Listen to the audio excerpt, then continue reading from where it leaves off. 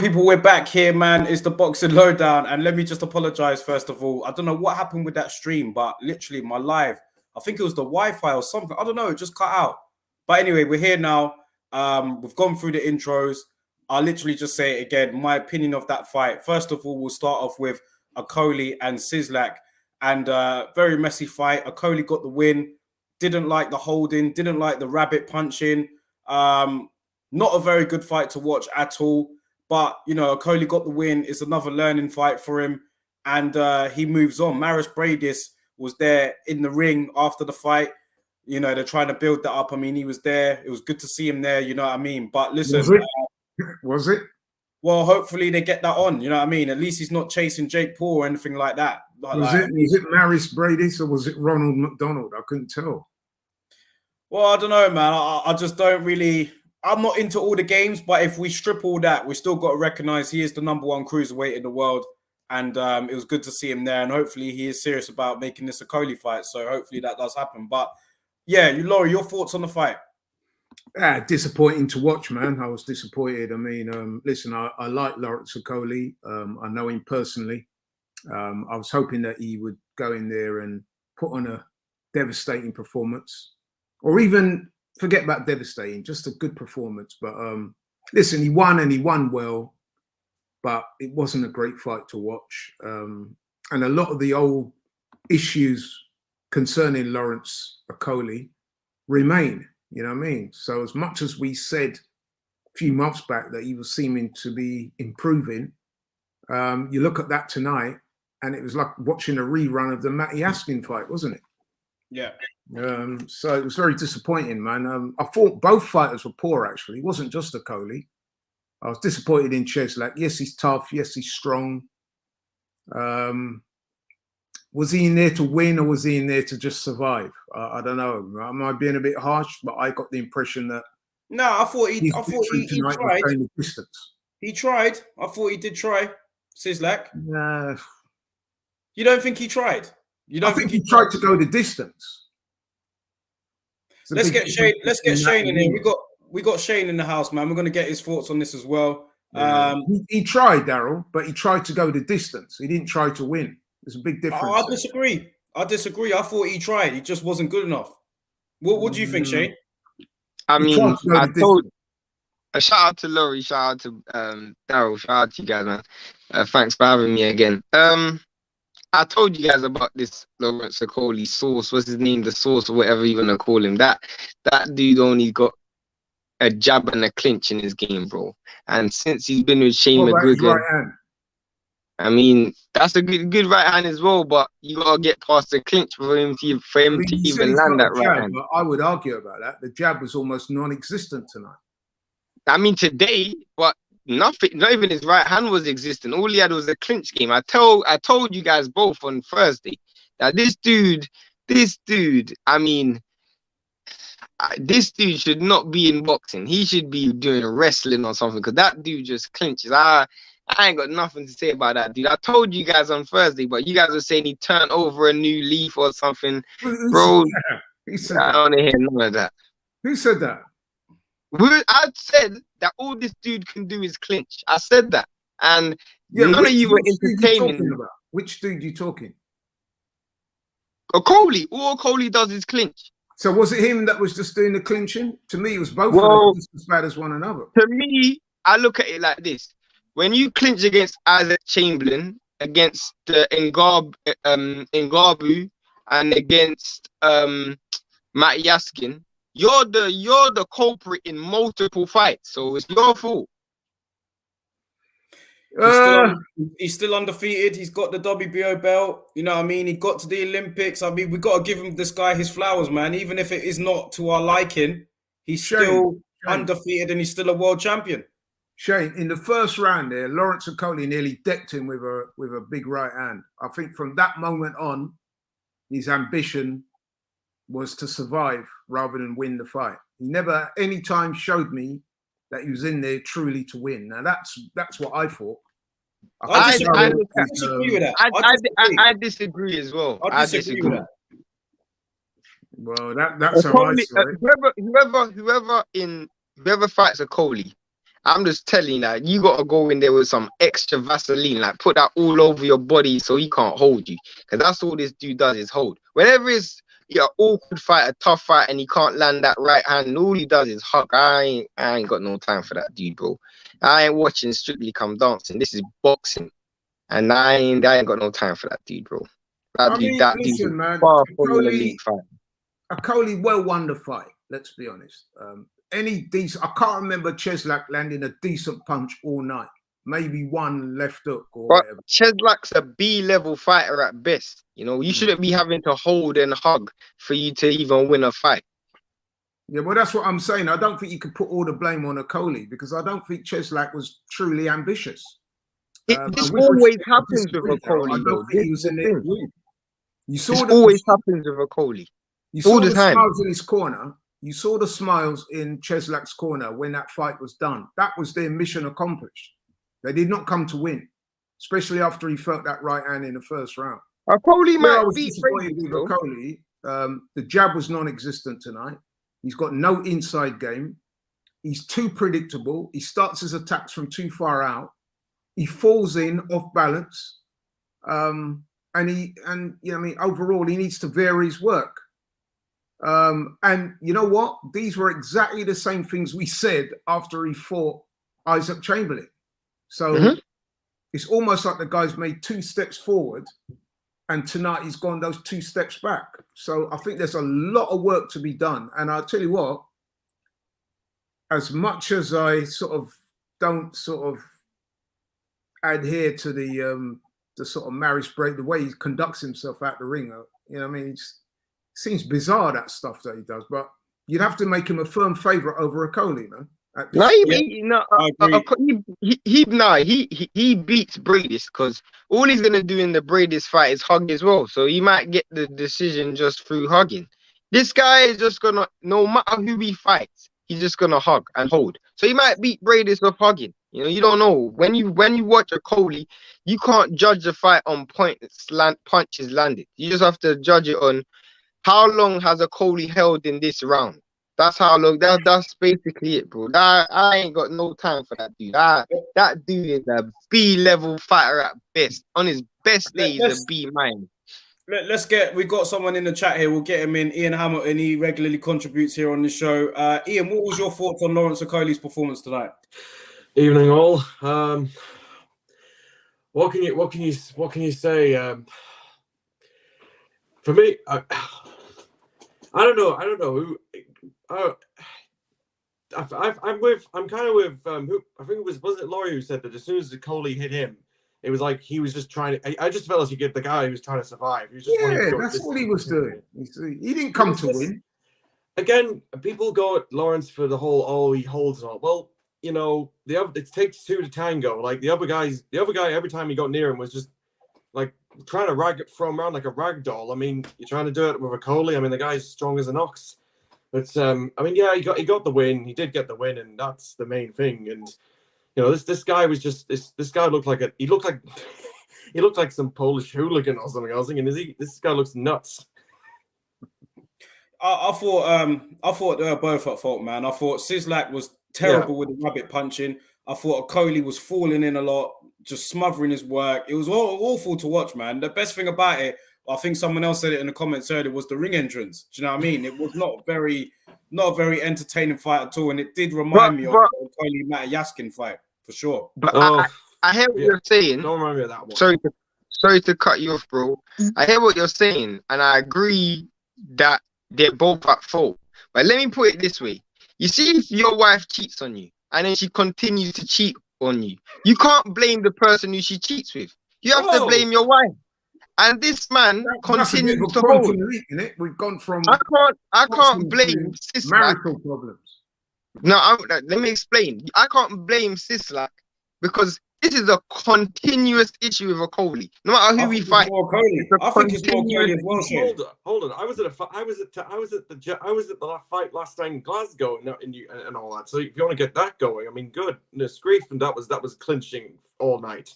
Well, go on then, Ian. What was your thoughts on that? Oh, geez. Okay, so if you'd got me last night coming out of the arena, I'd have said, relief, yay! Josh got it, and then I watched it back twice. My dad was there. He's not like us where we know it's all like in and out. We know kind of how this works. I'm trying to explain it to him, but he's just like, no, you're talking, you know what? And I'm like, okay, I give up. Just, you know, at first when I watched the fight when I was there, I thought Catterall was just clinching all the time. Like, what's he really? I could see the punches he was landing. I was thinking, are you really trying to beat the guy? Or are you just trying to box in the back foot? You know, you're not doing an Usyk, like beating the guy completely up. But then I watched it back and I thought, Taylor, for me, I was whispering it to my dad when the fight was going on. Taylor's not jabbing at all. Just jab him. Like, you're supposed to be the better fighter. You're not even jabbing the guy. Like, you get your punches off with a jab. I mean, God, I used the whole thing with, I always mention Lennox Lewis, but what did he always do? Jab and then hit with a punch. That was his key thing. And I was just like, every time Taylor tried to get on the inside and do his usual best, Catterall just like ducked down or I don't know how he did it, because again, I only had the view I had, but he was doing that the whole fight. But it seemed like it's the first time somebody actually figured out what to do against him, because what he's normally done is he's overwhelmed you with his tactics and just overwhelmed people and just beating them down. But yeah, I mean, obviously you can imagine the crowd was pleased. I mean, that they got it, but some people were leaving because they were thinking he was beaten, and I was just holding my hands, like waiting for when they were reading it out. As soon as he didn't say because sometimes Michael Buffer does it where they read out unanimous decision. As soon as he didn't say that, I thought, that something's gonna happen here. I just knew it. And then it says, you know when I could smell something was wrong? The length of time it took to get the decision in. That's what I was thinking. I didn't say it, but I thought, here we go. Long here. Something's up. As soon as it's too long to know this. We've all watched the sport long enough to know that when it takes too long, something's happened. He's had to look twice. So Ian, are you agreeing that it was the wrong decision? As a Scott, are you saying it was the wrong decision? After a few conversations with my dad, I've had to realize it was perhaps the wrong decision. He always puts me to rights when after watching the fight back twice, I just struggled to score it to Josh, and I'm a big Josh Taylor fan, but I saw. Did you see Carl Froch's tweet? Did anyone see his tweet? Which is basically the last 4 rounds he was in survival mode. That's why you didn't win. Did anyone see that? Yeah, I saw that. I didn't agree with that. What do you think of that? It's interesting that a fair-minded guy like yourself, Ian, that suggests to me that the atmosphere, the fact that you were in the arena, that's possibly what got to the judges as well. I've always said that influenced judges. When you're sat there at a table and you're surrounded by thousands of hometown fans and they're making a lot of noise, and it takes. Well, that's not right, because everyone in the arena, like Frampton said, he was 2 rows behind the judges. He was like, "What did they see that I didn't see?" No, I'm talking about the fans. Though. The fans can influence people. We see it when we saw it whenever Canelo got a dodgy decision and all that. Like you see in the States, like. Every time. I mean, good God, you have to go back to Lewis and Holyfield. First fight. But Last word, Ian, on what you think Taylor. He's looking like he's going to move up to 147. How do you think he gets on up there? Well, if he want, I mean, you know me, Daryl. I've always kind of said that I don't know what the pursuit of Terence Crawford is, because there are. Look, he's at a level, but Terence Crawford's at a level, and please, I just hope Terence. I hope Terence Crawford gets Errol Spence first. Personally, I've been thinking about this all week, because Kell Brook's been making noises that he's going to go on. I was up until last night, I was thinking, why don't he fight Taylor and all? That's better for Taylor to get a win at 147 and beat the guy who's just on a crest wave. But after that, I'm like, you better get it again. I say, get a jab working, mate, and then you might have a chance at 147. I mean, do you think Errol Spence, Terence Crawford, and all those guys, if they were watching that and thinking, oh, I don't want to fight him, they'll be thinking, bring us him. Yeah, absolutely, man. I think that is what they're thinking. But listen, Ian, now big up yourself, bro. We're gonna get you. We're gonna get a couple more people on, but thanks for getting me on with Shane as well. Yeah, man. Enough respect, man. Enough respect. Yeah. We'll catch up later, bro. Thanks. Shane, your thoughts on Taylor-Catterall since we're here? Like, what did you make of that fight? I heard you got a lot to say about that fight.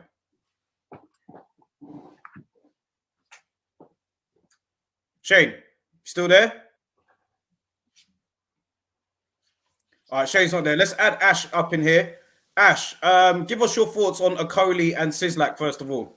I think, first of all, what Laurie mentioned, that we've seen the same problems at British level that we saw tonight, but he's just beat a top 5, top 6 guy out of Canada doing this. So it's much like a football team. Their style isn't great, but they keep on winning. So what do you do as a trainer, really? That's a question to Laurie. If you were Shane, you can see this style is really effective. It's not that pleasing, but it's getting you the W's against world-class fighters really easily. That was a comfortable win tonight. So do you change it and risk losing, or just keep that going and potentially become undisputed, but not being pretty with it? I think that Lawrence needs so much work. I mean, he's got certain God-given talents, certain God-given gifts that are going to get him across the line against opponents like Cieslak. Shane described him as a B-level opponent. I would probably agree with that. Because I was disappointed with Cieslak as well. I think we can't just all put it on Lawrence. Can't pile it all on Lawrence. Cieslak was in there to win tonight. I thought he I was agree. in there to fight. But if I was Shane, I know he's gone through all the technical stuff in the gym, but I would have Lawrence sit down and watch rinse and repeat videos of Thomas Hearns and people like Vladimir Klitschko, people like that. Big right-hand punchers, guys who set the big shot up with a jab and work on that. And maybe try and add some inside game, because Lawrence Okolie's got zero inside game. And that's the problem he's going to have at heavyweight, because he can clinch now because all these people are much smaller than him. But when he's at heavyweight, all those advantages disappear. Exactly. I don't know if you saw the undercard, but Clark is Chev your boy, Daryl? But he looked exceptional today. He looked first class. I met him one time. I was doing like interviewing the fans after. I think it was Taylor and Progray actually, and Chev was there. He was just it was before he turned pro. It was still just before he went to the Olympics, and he came over to me. We had a chat, and we connected that way. So that's where I met him. So I don't know if you've seen the fight, but he looked exceptional. You should watch it. It's on YouTube. Your fight looked amazing. And Gil, I don't know if you saw that fight. About your fight is he just needs to be a little bit cognizant with his defense. Yeah. Everything I think because it was his debut, he was pretty relaxed, probably too relaxed. And I don't know if Laurie, you saw the Gil fight, but that was one of the best things I've ever seen for a long time. That comeback was unbelievable. Unreal. He was on the brink. He was on the brink of being out of there, literally. And I think after he got DDT'd in that round, I can't remember round, he was unconscious for a minute, and he just woke up quickly. It was just the unreal. After that fight, I'm sure he's gone to the hospital, but it was literally just a beautiful shot, back against the wall, on the verge of being stopped. Beautiful right hand, one shot, bang. It was like Hey Bell, you won, but except Gil actually got the KO shot in. It blew me away. And then I'd say the ref could have done a lot better tonight by deducting points from both of them. Then it would have made them both do less of the whole hugging and clinching. The ref could have been way more on it, saying, stop this now, it's getting ridiculous, point off for both of you. And even like issuing out warnings of disqualification if they carry on, then that would hopefully could have reduced it. But the ref again was awful tonight. You know who was probably the most disappointed person in the whole of the arena tonight was probably Shane McGuigan. Shane would have been looking for more tangible improvements, and like I've said before, I don't know why you think that though. Matty Askin all over again. I don't know why you think that. I don't know why you think Shane McGuigan will be looking for improvements. Shane McGuigan don't coach inside fighting. Not a lot of his fighters have good inside games. It wasn't just the inside game. It was that he was too predictable. He was I get that. He was off balance. No jab, no feints, no composure. Naturally, that's always been the shortcoming for Lawrence Okolie. The fact that he has no short shots, and that's just it. He's got no short shots. He's got nothing. All his shots are long. So when the fight gets up close and it's in the pocket, you ain't got no short shot. So yeah. Ash, final word from you quickly on Taylor-Catterall last night. I'd say firstly, I think that was a really tough fight to watch as well. I think we get so swept away with the underdog winning a fight that we don't realise that the fight in front of us is actually really boring. I wouldn't say there was much difference between the quality of fight tonight and the one we saw yesterday. Just because the underdog was winning, we were so like mesmerised by the fight, we couldn't believe Catterall was winning.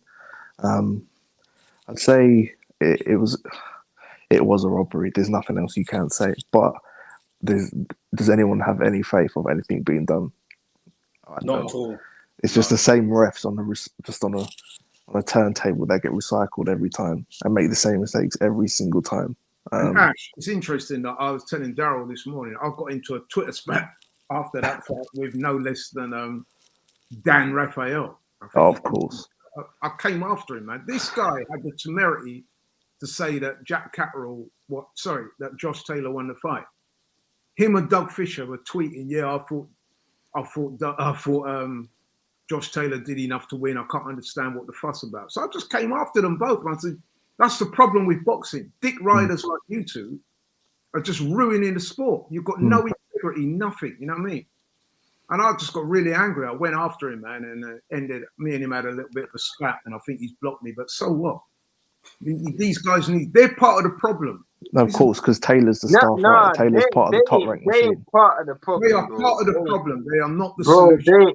They part of the problem. Ash, we'll let you go, bro. But big up yourself for joining, and we'll catch you soon, man. Cheers, boys. Take care, brother. Ash, nice one, bro. Take care. Sorry, Shane. Yeah, what were you saying there? Yeah, so from the outset, I don't know where anybody thought Taylor won the fight. Catterall clearly won the fight. But this is my thing. You guys have known me for a while, especially Laurie. I have criticized publicly British boxing on every single level for so long. I've criticized the pundits, the trainers, the fighters, the commentary team, the promotions. I've criticized literally the sanctioning, the judges, everything, the referee, everything to do with British boxing. I've criticized. But this is the issue that I have. I thought yesterday was a disgrace, but the bigger disgrace was people like Adam Smith, people like everybody who's basically come out and said this is the worst decision I've ever seen. All of the backlash that we're seeing right now. To me, I feel like the biggest disgrace is a lot of these pundits have seen the holes in the judging and the refereeing in this country for years. They've seen it. And they haven't said nothing because it's their fighters that's benefited from it. That's why they ain't said nothing.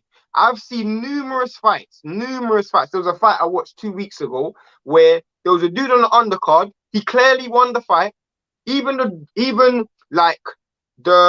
A few people on Twitter who I was watching, they clearly won the fight. But because he wasn't British, nobody said anything. I guarantee you, if Jack Catterall was not from Britain, none of these pundits will say nothing.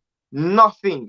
Like, the reason why I feel sorry for Jack Catterall, but on the whole, I don't care what none of these pundits have to say, because if it was a British fighter that was almost benefiting and it was a foreign fighter that was being affected by poor judging that we're seeing in this country, nobody would say nothing. So I don't care. Like, literally, I don't want to sound like Malcolm X, but this is just chickens coming home to roost. Because at the end of the day, the whole entire country, including fans, have benefited from, have benefited from the same corrupt system. Normally, it's just foreign fighters on the receiving end. That's all it is. So I don't care. I literally don't care. Like, to me, that's not even the biggest robbery I've seen. I think you guys should remember Zach Parker versus Daryl Williams. Zach Parker never won a round in that fight. Daryl Williams got robbed. Daryl Williams has never fought a fight since, and he retired from boxing. Not one pundit, not one of these, nobody I've ever heard come out and say nothing. Do you want to know why? Because he doesn't fit the narrative. He's not being promoted by a big promotional company or big promoter. So that's why I don't care. I'll give you one, Shane, that was just as bad as last night, even worse. I was saying it to Daryl this morning. Katie Taylor versus Pursoon. Pursoon, especially the first fight. To me, she got robbed. The Campbell Hatton one. The Campbell Hatton one was pretty bad as well. Yeah, that was bad as well. But that was, to be fair, that wasn't for a world title. But Katie Taylor, that was one of the most disgusting decisions I've ever seen. That wasn't even over here. That was over in MSG. She was being backed by, she was the house fighter. It's the same thing when Conor Ben was on the come up and he fought that French dude, Paynard or whatever. No, yeah. He lost that fight, but Smith Ryder as well. Because he's British and the other person's foreign, nobody cares. I watched the fight a couple of weeks ago with Felix Cash, and I know some people thought Felix Cash won the fight. But let me keep it real. To me, I just see a lot of people jumping on a bandwagon because Jack Catterall is English. That's what I see. If he was not English, none of these dudes will be talking. I don't care what anyone says. No one will say nothing. I do have some empathy of what you're saying there, because I said exactly the same thing to Daryl this morning. That this has been going on now for a long time, and it's about time something got done about it. You know what I mean? Like I said, the Katie Taylor Pursoon fight was one of the worst decisions I've ever seen in my life. I'm not even tripping. I was disgusted. Even Irish fighters that proclaim to love Katie Taylor, like Carl Frampton, even he said it. It was disgusting. And I thought she won the rematch too. But because she never knocked Katie Taylor out, they found a way to give it to Katie Taylor. The narrative though. Nobody talks about it because Taylor's being pushed by this massive propaganda machine. So that's why. The narrative, it happens on all of these undercards, you know. Like if you watch an undercard and they invested money in a dude on a come up, like a Conor Ben, for example, you're gonna see this. When Josh Kelly went over to America and fought Ray Robinson, nobody talks about it because the away fighter, it doesn't matter. It don't matter. So I don't really care about the whole Jack Catterall thing on a wider scale. I care that he lost. I think it's wrong, but on the whole, I don't care. With the John Ryder versus Danny Jake, John Ryder didn't win that fight, bro. Exactly, but nobody cared because he's American. What needs to be done? What can be? How can we change it? Like how can we change this sort of thing? How do we get the reforms in and change this? Because it's been going on for years.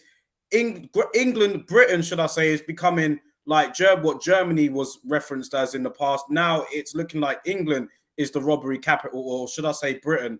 What needs to be done to change this? How do we get around this? So I was going to ask, why do us as fans who watch fights on TV, who have no effect on a fight, have more of a wider scale of a fight than judges?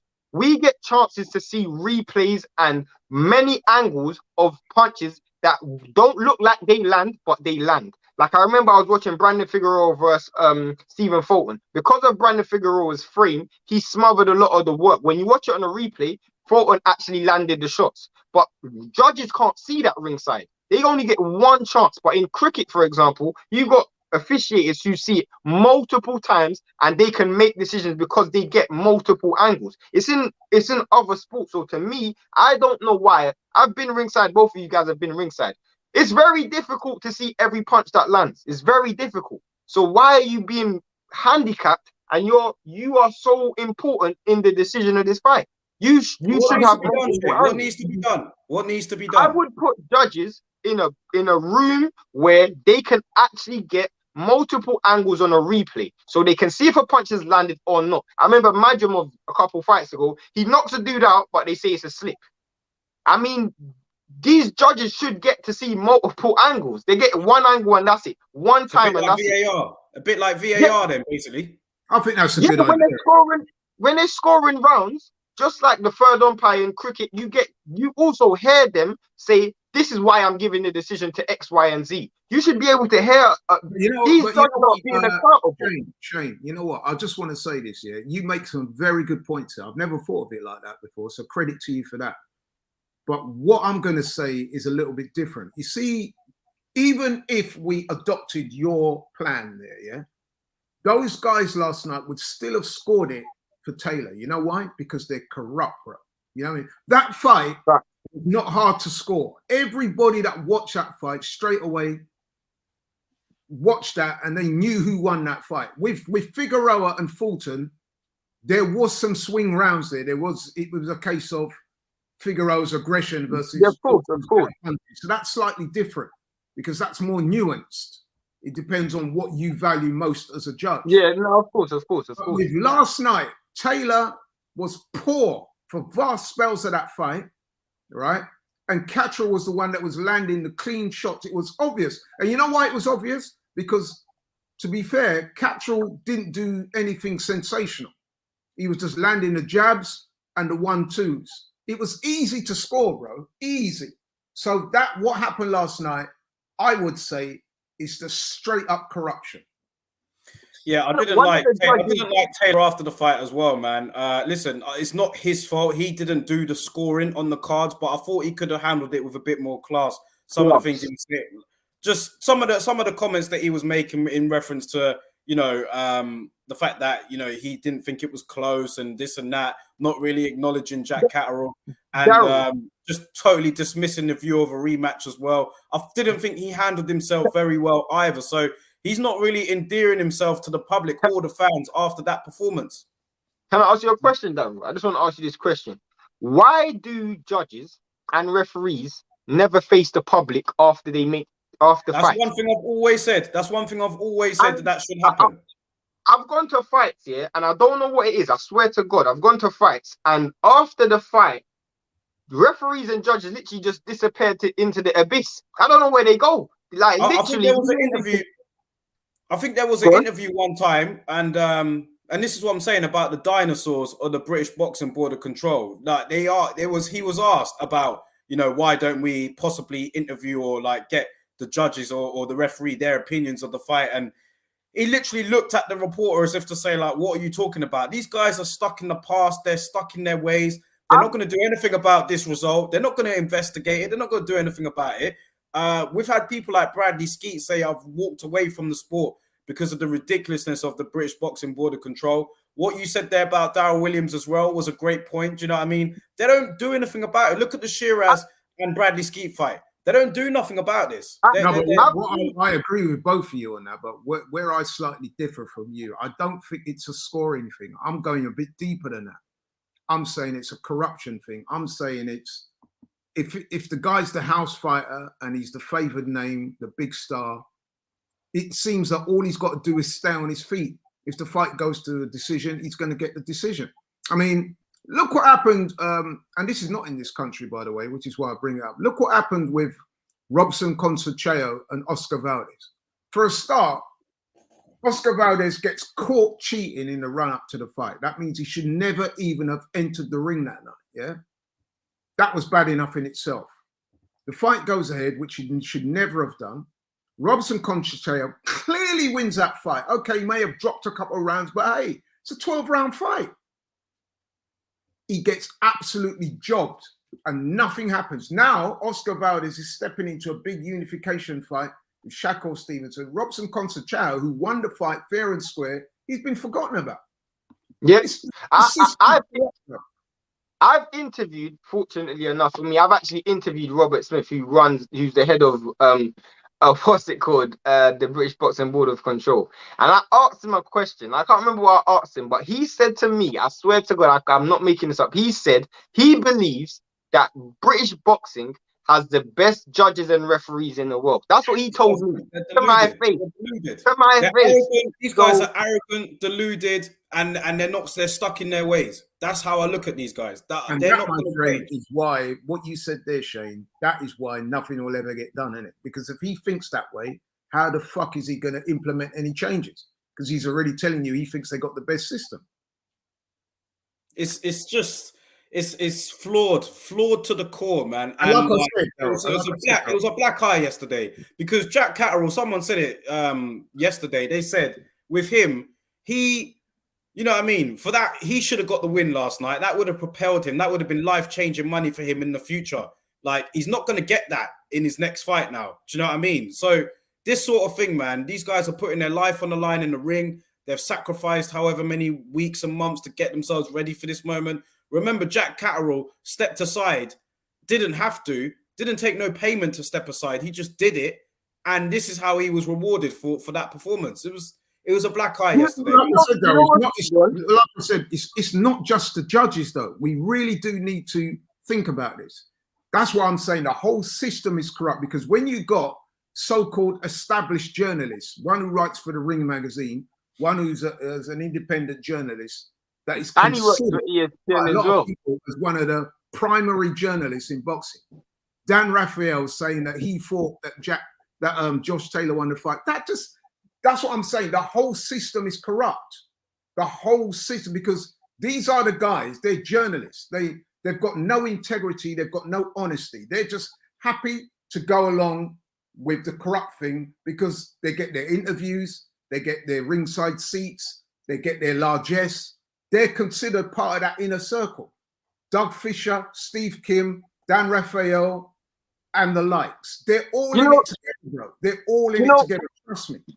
You know what's funny? And I found it so funny today and hypocritical because I saw Eddie Hearn talking today and he's like, oh, it's a disgrace for boxing. Why weren't you saying that when Taylor fought Pursuit? You see my point? It's only when that's what I'm saying. When it affects you, and it's in your favor, you don't say anything. When it's in your favor, you don't say anything. Shalom, right? I was quite impressed with what he did yesterday because he's aligned with Josh Taylor, with Boxer and all the rest of it. And he came out and condemned the decision. And I thought that's quite a brave thing for him to do because he's obviously got a promotional stake in Josh Taylor. And you know what Josh Taylor's like. I'm sure you would have been upset with him, but you know what? Fair play to the guy. Like you said, Shane, if that was Eddie Hearn, he would have gone along with the robbery. He would have said, yeah, I thought he did enough to win. Eddie Hearn would say, I thought it was a draw. That's what Eddie Hearn would have said. I thought it was a draw, but maybe done enough. Eddie Hearn is another one. Like I've seen that's what Frank Warren would have said. Where the journalists like Dan Raphael go along. This is what I keep saying on Daryl's show. And I think sometimes people think, oh, I'm just got it in for those guys. But I've got it in for them for a reason, because what I'm trying to tell people who watch the show is these guys are part of the problem. They are not the solution. Yeah, but Lloyd, how do we get to this? How do we find a solution? It's very hard, man. It's very hard because it's ensconced. They have to move on, and then you need to get people like Ben Shalom and younger people in who are, you know what I mean, who have not. Well, that's funny because someone asked me that, and obviously because they know that I go to fights and stuff like that, they were asking me, and they were like, a lot of these people have livelihoods. They have to pay rent, they have to pay mortgages and stuff like that. So they have to befriend these financial machines. You know, the television companies, the promotional companies. So people like Dan Raphael, they don't have any integrity. But it's like, I'll give you an example. What a company, I'm not going to say their name, they sent me to do a Frank Warren show. And I interviewed all the fighters and stuff. And they also asked me to interview Frank Warren. But before I interviewed Frank Warren, I had to send over the list of questions. I couldn't ask none of my questions. So I refused to do the interview with Frank Warren. The truth is, a lot of these promotional companies, they don't want any bad publicity. And if you give them any bad publicity, you just get censored or you just don't get any accreditation. So you're between a rock and a hard place. You know, it's a difficult thing. One thing I noticed yesterday, though, was that the backlash for this particular fight was on a wider scale than I've seen for a long time. Maybe part of that was due to the fact that Jack Catterall was a huge underdog and he overperformed on expectations. But I even saw people like Adam Smith from Sky and people from Sky like saying like it was they're actually saying it was a robbery. Like they're saying I'll go even further than that. The Speaker for the House of Commons has raised it in Parliament. You know what I mean? But like I said, though, and I go back, it's not just Ian John Lewis and the other guy, the other clown who voted for Josh Taylor. It goes deeper than that because you've got journalists in the sport who are supposed to be established journalists. They're putting it out there on their Twitter pages that they thought Josh Taylor win. And to me, that is important because it just shows that they are ensconced in the whole narrative. They're part of the problem. They are part of. So when Canelo does his little shady dealings, that's why you see that these guys will never criticize Canelo because they're all in on it, though. It's a whole system. The whole system is corrupt. So until you can break that system of corruption, just expect this to keep carrying on. If Bivol, right, as much as I'm not a big fan of this, if he schools Canelo come May, he will not get the decision. I'm telling you now. If Canelo stays on his feet, he's going to retain that title. It was written. It's written.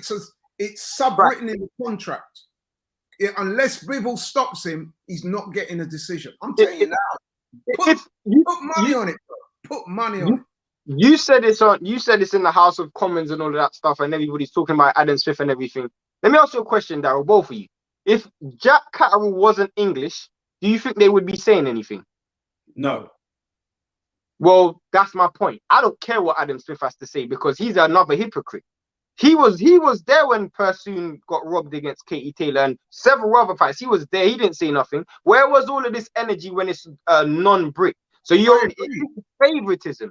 Because the week after that, they're calling Katie Taylor pound for pound the best woman in boxing when she got schooled by, let's face it, a woman's fighter in Pursoon that was decent, but she was not considered one of the best women fighters in the world. And she absolutely walked through Katie Taylor in that first fight.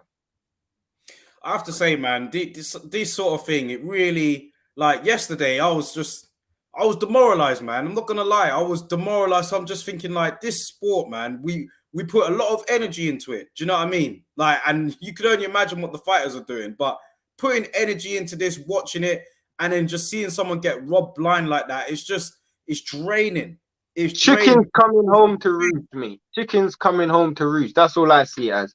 This is just all of a sudden it's the shoes on the other foot. This is how it feels. You know, I remember when Wilder fought Fury and in the first fight, and everybody was saying Fury got robbed.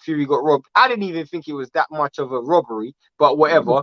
He wasn't robbed. But the energy that every pundit put into it, they don't do it. It's not consistent. They only do it for their favorites. So I don't care. I don't even listen to any UK pundit. None. I like Ade. Shout out to Ade. I saw him on TV today. He's actually a massive inspiration. But other than all the rest of them, dude, I don't listen to none of them. Not Matthew Macklin, none of them. Because all of them are disgraced. They're all part of the problem. They're all part of the problem. To be fair, To be fair, yesterday they were all coming out and saying what we're saying. He's English. If he wasn't, if you nipped this in the bud earlier, maybe you wouldn't be having this problem. But only because it's now and the shoes on another foot. That's why they're speaking. I think, to be fair though, didn't Matthew Macklin have Jacobs winning the Ryder fight? Yeah, he did. Yeah, so you know what I mean. Listen. We do have to factor into the whole equation that boxing is a subjective sport, meaning that it's kind of in the eyes of the beholder, even though these guys are supposed to be giving training. But there are certain nuances in boxing. So, for example, how much do you regard aggression in boxing? So some people, they've got this slightly biased opinion that if somebody's coming forward, that they're winning the fight, which all of us watching now, all of us in this... all of us here now know that is not true. It has to be effective aggression, punches landed. But even when you look at the stats, and stats is not something that I always go on, but that was telling. Catterall landed over 100 punches. 100, you know, Daryl. Not 10, not 20, not 30. 100 in every category. His stats were higher than Taylor's in terms of percentage punches landed, punches thrown, power shots. He dropped him. He rocked him on numerous occasions. Josh Taylor landed 6 punches in the last 6 minutes as well. That's what I was seeing doing the round yesterday. 6 punches in 6 minutes. Josh Taylor landed. It wasn't even close. That's why everyone's upset now, because it wasn't close. It wasn't one of them. He called out Crawford. He wanted to fight. Taylor wanted to fight Crawford. I mean, one minute. Let's go back to the scoring. Yeah? The point I'm trying to make, which I'm sure you guys agree with me, last night was not even close. If it was close, right? I'm gonna put my cards on the table.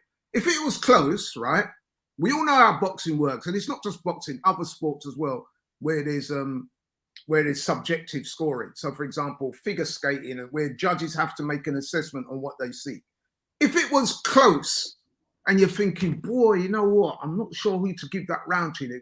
I could understand, if the judges came down on the side of Taylor, given the fact that he's the champion and he's fighting at home. I know that necessarily shouldn't be the case, but it's kind of accepted.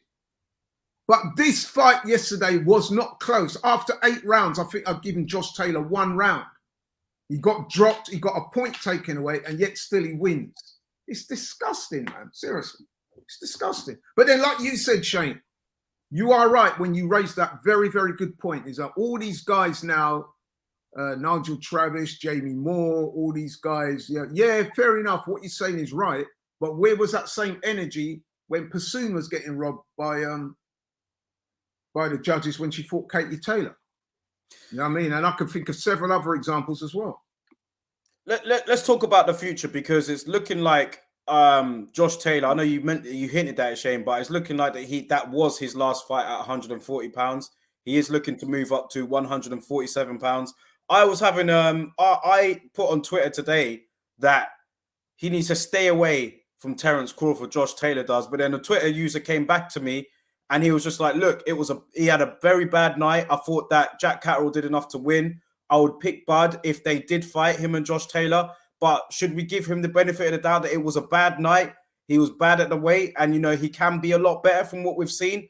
Is that competitive, him going up against Crawford, or what do you think he should do at welterweight? Because these guys are bigger, they punch harder.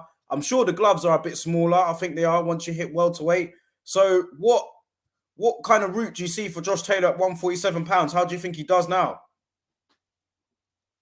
Well, I would just say as well, you have to remember, even when Josh Taylor fought Regis Prograis, a lot of people that fought Regis Prograis won that fight. You know what I mean? So in terms of welterweight, if he's going to, I think he does need to step up to welterweight, because I don't want to make no excuses for him, but he did look very gaunt at the weigh-in. He definitely looked drawn. And obviously he's rehydrated, but he didn't really make that much difference, because to me, Catterall more than held his own in the strength department. So what I would say, if Josh Taylor needs to move up in weight, but he also has to be very careful who he tests the waters with. To go straight up to welterweight and expect to take on the top guns at that weight would be folly, because we've seen enough last night to see that he would get schooled and probably get knocked out. So they're going to have to strategize, man, in their opponents. They're going to need to pick their opponents carefully, because if they're over ambitious in terms of opponents, man, the Josh Taylor story could stop right there. Because let's face it, man, he was exposed last night. He was. And fair play to Jamie Moore and Nigel Travis for coming up with a game plan, and fair play to Jack Catterall for executing it. Because basically what they did, it wasn't nothing special that they did, They counterpunched him to death. You know what I mean? Go on, Shane. They didn't run. They didn't use excess amount of foot movement. They just made him lead and they countered him. Josh Taylor's jab was non-existent. He got out-jabbed. And Jack Catterall, like I said to Daryl today, he did not do anything fancy. It was the jab and a 1-2. And that's all he needed, with some head movement and some counter-punching skills. And he was able to outbox Josh Taylor quite easily. So that does not fill me with confidence for him moving up to welterweight, where the guys are going to be bigger, stronger, going to be able to push him back and be able to take his punches. Listen, man, I'm not saying that he's not going to do well, but I'm saying that they need to match him carefully. Go on, Shane. How does Josh Taylor do at welterweight? Personally, before the fight, I said he wouldn't do good against like Bud or Spence, because he's a dude who gets hit way too clean. Before this fight, like I've seen him in numerous fights where he gets hit too easy, And I remember I think it was the Baranchik fight. He won that fight comfortably, but even in that fight, I just saw defensive mistakes. The Prograis fight, as your dad referenced as well, he gets hit way too clean, and a lot of the face first fighting, up and down, 6 o'clock fighting, straight down the line. Against someone like Crawford and Spence, you can't be defensively so irresponsible. So I always thought he was going to lose. After a performance like that, I don't really blame the weight yesterday, because, okay, maybe he was a bit, he had to rehydrate and all of that stuff, but technically he didn't even look good neither. He didn't even show like a lot of ring savvy in there. He was missing a lot of punches. I've never heard rehydration or lack of rehydration affecting accuracy and affecting your setup and your approach. Like mentally and technically, he just didn't look good enough. And I've always thought he relied a lot on his size and his physical strength. At 147, he ain't going to have that. If you put, Right now, he's food for a lot of people at 147. You know, you put him in there with a Virgil or Boots or Crawford or Spence. You know, he is food. He's food for Batayev, Stanionis, any of those dudes. He's food for all of those dudes. I think it may have come. I heard you mention mentally there, and I'm going to go back to it. Throughout the build-up, there was a lot of disdain for Josh Taylor towards Jack Catterall. And listen, I was guilty of it too. I didn't think he had a chance, but Josh Taylor, to me, in the press conference, in the gloves are off, he was like, "How are you going to do it? How are you going to, like, I haven't seen him act like that towards an opponent before." So there was a lot of disdain on his behalf in terms of what Jack Catterall could bring. Could that be a factor as well as to why he was so poor on Saturday night? That could be a factor that he underestimated Jack Catterall, because I'm going to keep it 100, man. I underestimated Jack Catterall as well. I'm going to keep it real, because I never saw that at all, bro. I didn't. And that's why I said fair play to Jamie Moore, fair play to Jack Catterall, because prior to last night, I kind of considered Jack Catterall to be a B-level fighter, but tough and strong with a decent chin that would test Josh Taylor. But once they got down into the later rounds, I sort of envisaged Josh Taylor taking over the fight and maybe stopping him late. So when the fight unfolded the way it did, I must admit I was surprised. So maybe Josh Taylor and them guys were surprised as well, because like I said, Jack Catterall didn't do anything amazing. There was no special fix. There was no Lomachenko footwork or angles or, you know what I mean? There was no like one punch power going on there. But what he was doing, man, he was counter punching, good jabs. He was landing clean, accurate shots. And you know what I mean? He was just getting off and landing. He was a more accurate fighter. It reminded me of Josh Taylor, to be honest. He did. It reminded me of the Sandor Martin versus Mikey Garcia fight in the way. It just reminded me very similar to that. But you brought up the point of maybe he just overlooked him and he just underestimated his ability. But that's why you got to respect people like Bud Crawford and Usyk and fighters who, no matter who the opponent is, they always raise their level. You know, you never catch them slipping. You always see them at their best. You know, because I know Taylor just defended his undisputed title. He shouldn't have defended it, but when you're a favorite, I feel, and when you're on top, I feel like it's harder to even maintain that than to get on the top. You know, a lot of people let complacency set in, and that's why fighters like Usyk and the Crawfords and many other fighters of the past, you know, when they reach the top, you never really heard that attitude towards opponents. You know, the same attitude you know why that is as well, Shane? You know why that is as well? Is because, again, this is something that I was saying last night, is that the top fighters, the Crawfords of this world, and people like that, they know how to make adjustments. Last night, Josh Taylor didn't make no adjustments. And that's why you have to question him and Ben Davison and all those guys, because when they realize that Jack Catterall's basically sitting back and saying, okay, come to me, I'm countering you. What did they say? What did they do to change anything? All I heard Ben Davison say in the corner was, you need to go to the body. That's all he kept saying. Should we cut him some slack and say that this was one bad night at the office? He has been very impressive throughout his career up before last night. You know what I mean? His record before last night, and technically he got the win, even though none of us believed he should have got it. But you look at his record beforehand, who Josh Taylor's beaten, how he's done it, the route to undisputed champion, being a World Boxing Super Series champion. Like, he has done well up until last night. But in boxing, that expression, well done, Shane, that boxing, that expression is true. You're only as good as your last fight. Like, people forget about it and they just remember your last fight, and he was very poor. But up until then, he has done well until that fight. Yeah, we're not taking it away from him. All we're saying is that he never made, well, what I'm saying is he never made any adjustments last night. And to me, that's quite poor. I mean, listen, we've been hammering Lawrence Okolie for a similar thing, innit? Saying that he was one-dimensional and he did the same thing all night. Luckily for Okolie, he got the power to get through fights like this. But even him, as he steps up and he meets guys that can take the power and can, you know what I mean, make him work in a way that he's not used to working, he's going to struggle if he carries on like that. He's going to have to find other ways to win rather than throwing a right hand. And same for Taylor. He didn't make any adjustments last night, and it showed. Certain fighters though aren't allowed to have bad nights. Certain fighter, not every fighter, but certain fighters aren't allowed to have bad nights. The reason why I say that is because certain fighters, the level of opposition that they fight at is so high that they have to always have good nights. They just can't afford to have a bad night. And to me, okay, I understand you can have a bad night, but to me, during the fight, there has to be a process of, okay, this isn't going right. I need to change. And as your dad said, there has to be a level of adjustment. The fact that he didn't adjust in that fight, it's more than the fact that you had a bad night. I'm now starting to question, when have I last seen you show that level of versatility? Because a lot of the dudes he's fought have been one-dimensional also. Postal's one-dimensional.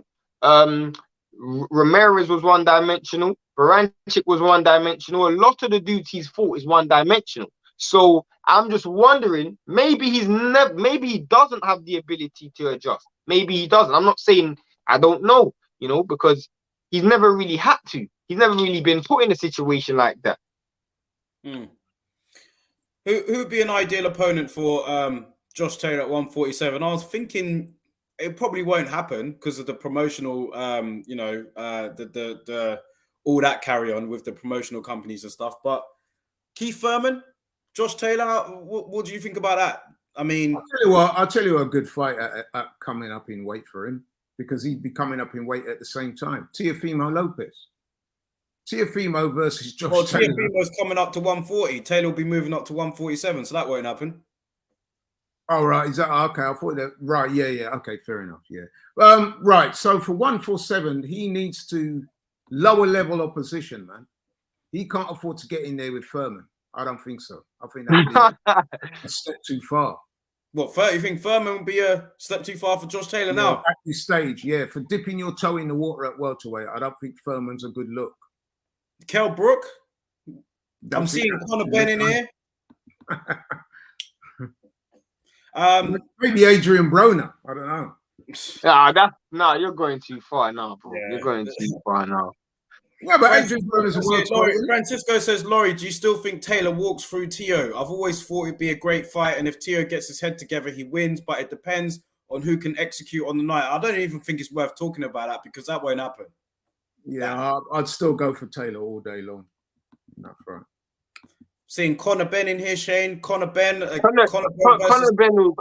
lose to Taylor. I'm not gonna lie. I don't think Conor Benn's ready for Taylor, man. Nah, I think Taylor wins that, because Conor Benn's not a big welterweight either. Taylor's probably bigger than him.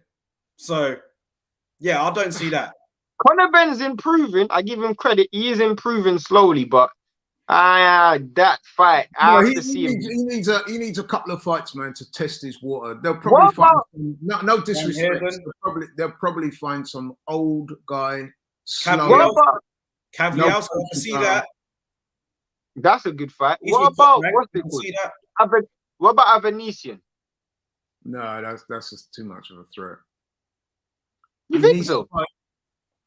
No, what I'm saying is, for your first fight at welterweight, you don't want to be going in there with anyone too good. I can see Cavialski. He's with Top Rank. He's with Top Rank. I can see that. He's on the way down. I can see that. Big up Corrupt. DS is saying Ben versus Taylor in a couple of years will be interesting. Conor isn't ready now. Haggis, he's definitely a Scot. He said here, Andre Ward said, Taylor, it don't matter what Andre Ward said. I don't think Taylor won it. Again, Andre Ward is part of the machine. He's a top rank guy. You know what I mean? Taylor's top rank. So again, that is just bullshit. Shame on Andre Ward for that. Again, he's a company man, and he's just uttering what he thinks. Bob Arum, Todd LeBeau. I love it. Don't forget, Todd LeBeau, who was there last night. I don't know if you guys are aware. He's Bob Arum's son-in-law. So I'm saying, I didn't know that. You need to look at the political backdrop to this. You know what I mean? Seeing Avanesian versus Taylor. That's what I'm saying. That won't be made. Avanesian's with... Well, actually, you never know. He's with Frank. What about Chris Congo? Relationship. What about Chris Congo? No, they're part of the same. They're mates, aren't they? Yeah, them two. They spar together, yeah. Yeah, that's not going to work. Doesn't mean they can't fight. No, they wouldn't fight. They're good friends. Yeah. We're going to wrap it up in a bit. So before we go back to Taylor, we'll quickly just revert back to Lawrence Okolie and what you'd like to see next for him, whether he does get that Maris Bradis fight. That Maris Bradis fight for me is a very dangerous fight for Okolie, man. Seriously. I mean, I think he needs work. I think he needs another defense before they could put him in with Maris Bradis. Based on what I saw tonight, he doesn't beat Maris Bradis, man. I'm keeping it real. And I'm a Lawrence Okolie fan.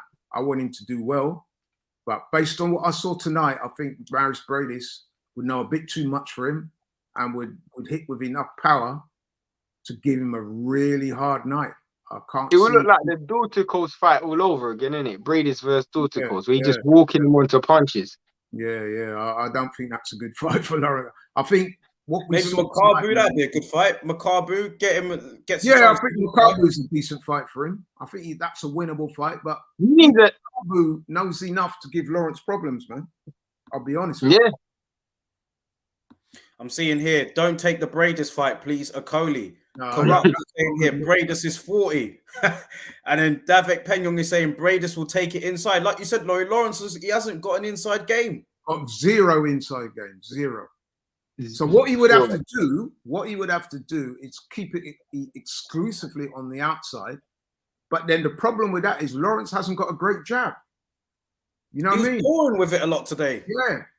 So if you're going to win a fight exclusively from the outside, which can be done, you need to have a really good jab. And Lawrence, we got to keep it real. We got to keep it real, guys. We saw Bradis fight on the outside against Usyk, and he's good enough on the outside as well. He fought on the outside against Usyk, and that fight was a close fight. I mean, anyone could have won that fight. So he can play high level chess on the outside and on the inside. He's a Bradis. If I'm in charge of Lawrence, right, I'm going to try and age Bradis out. Maybe. Age him out, man. You know what I mean? Fight some other guys. Keep it down the middle. You know what I mean? Avoid him. Well, do a Frampton and Riggin, though. Sorry? Do a Frampton and Riggin, though. Yeah, I mean, I don't know if you know, but Riggin lost last night, didn't he? He got dropped. Yeah. I saw it. See, this is what happens when you age fighters out, man. You know what I mean? So that's what Lawrence. And listen, man, I like Lawrence. So I'm not dissing him. I'm just saying that if I was looking after his career, Bradis would not be a fight I would take right now. Not to say that he's scared of him. It's just not a wise move, bro. Why would you? It sounds like he's really flirting about the idea. And Lou has just brought it up. I'm literally just about to talk about that, Lou. It sounds like Okolie is flirting with the idea, and it could be sooner rather than later that he moves up to heavyweight, because he keeps saying that he's had a bit of issues making the weight of the cruiserweight limit. I actually think that heavyweight might suit him more. You know why? Because the guys are a bit slower, they're a bit more ponderous, and so you'll find it easier to connect with him, man. You know what I mean? I mean, obviously, again, you would have to be careful. Certain heavyweights, you're not going to put him in with. But I think that he would, if you start him off at a fairly lower level and build him, I think he's heavyweight is where he's going to end up being, man. I would have loved to see him versus Joe Joyce. You know, that would be a good fight.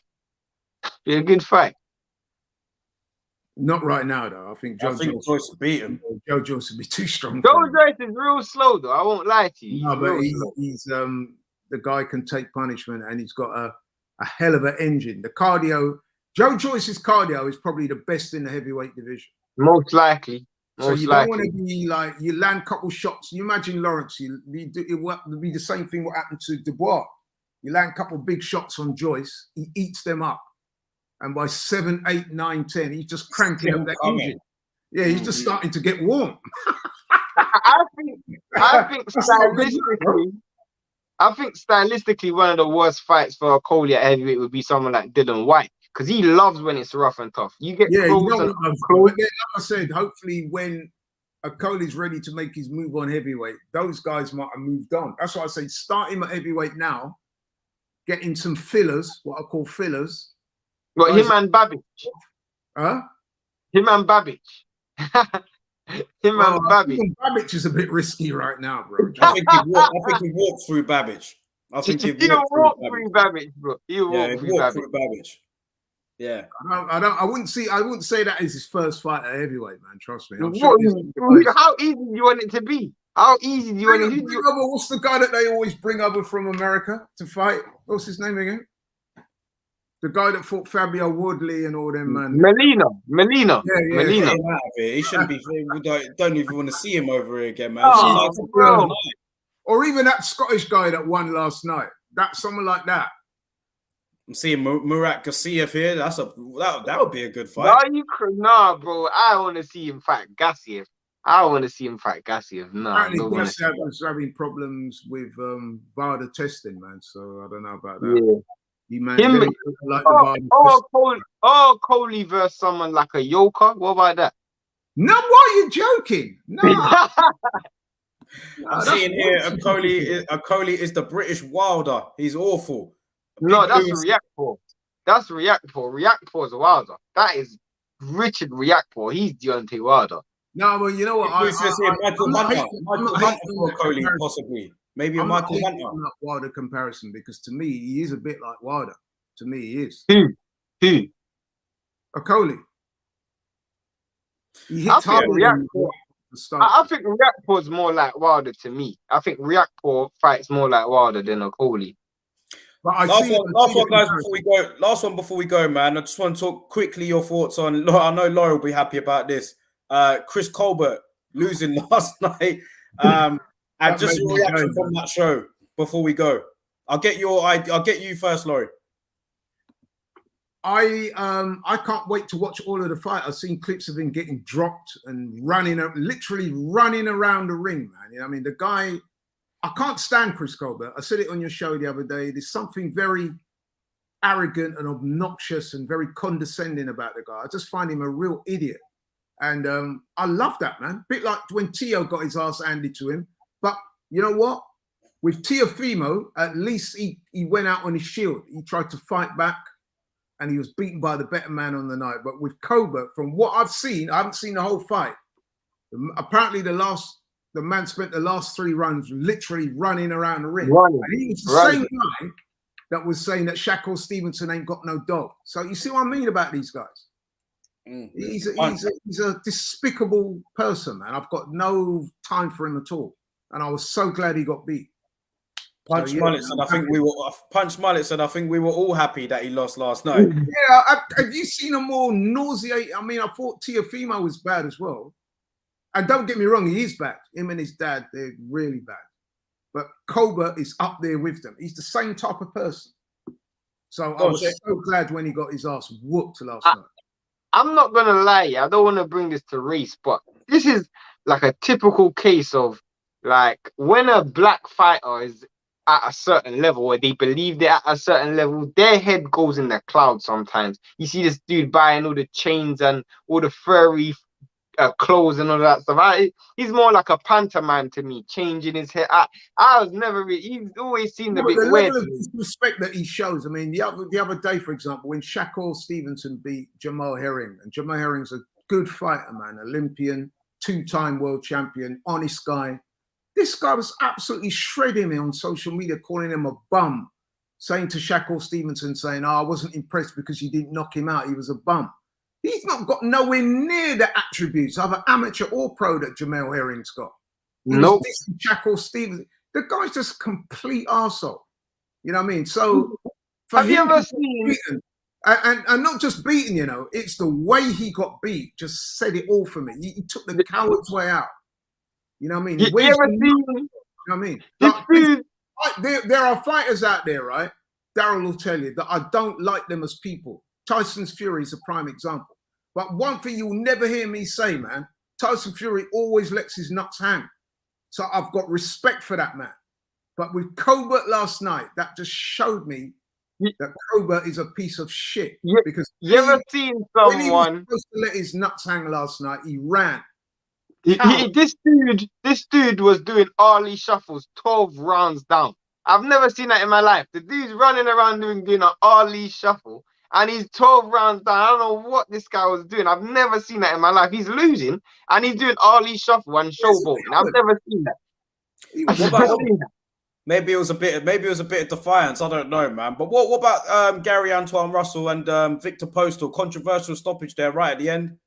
Yeah, apparently he looked good for the win, but the stoppage was bullshit. And I you know, I mean, I don't like that, man, because it almost like they wanted him to get the stoppage so he can say he's the first one to stop Victor Postal. No, that's wrong. Listen, Gary Antoine Russell's a great fighter. Well, potentially a great fighter, very good fighter, good up and coming fighter. He beat Jerome Boots Ennis a couple of times as an amateur. So everyone's looking out for him. I'm sure he's the real deal. But don't do things like that, man. Don't engineer a stoppage so you can say, yeah, he was the first one to stop Victor Postal. He looked like he was going to win the fight anyway. Just leave it as that. It overshadowed a good performance. Have you got an engineer a stoppage just to make it look good? Yeah, overshadowed a good performance. I thought he had a good performance. I thought that overshadowed a good performance. Yeah, it was a good performance. But what I'm saying is that apparently the stoppage was extremely. No, it was. That's what I'm saying. The stoppage overshadowed a good performance. More like I think people should have just been looking at the fact that he had a good performance and the stoppage isn't necessary. Again, it goes back to what we were saying at the top of the show about boxing being corrupt, because that referee who did that, it's almost to me like you engineered that stoppage so that you can increase Gary Antoine Russell's profile. So you could say, oh, he's been in with Crawford, he's been in with this. You know what I mean? He's been in with Ramirez. None of those guys could stop him, but Antoine Russell did. No, that's wrong. Yeah. That's wrong. Francisco says here, but at least unlike Tio, Colbert didn't make excuses after the fight. He acknowledged that he clearly lost. That's because he clearly lost. He didn't do anything, but apparently he lost 11 out of 12. So what could he say? At least Tio. Listen, man, I don't like Teofimo Lopez. I've got no problem in saying that. Him and his dad are arseholes, yeah? So is Colbert. The difference between the two is that at least Tio went out on his shield. He went out trying to win. He didn't win, and he chatted a lot of shit both before and after the fight, which is why I don't like him.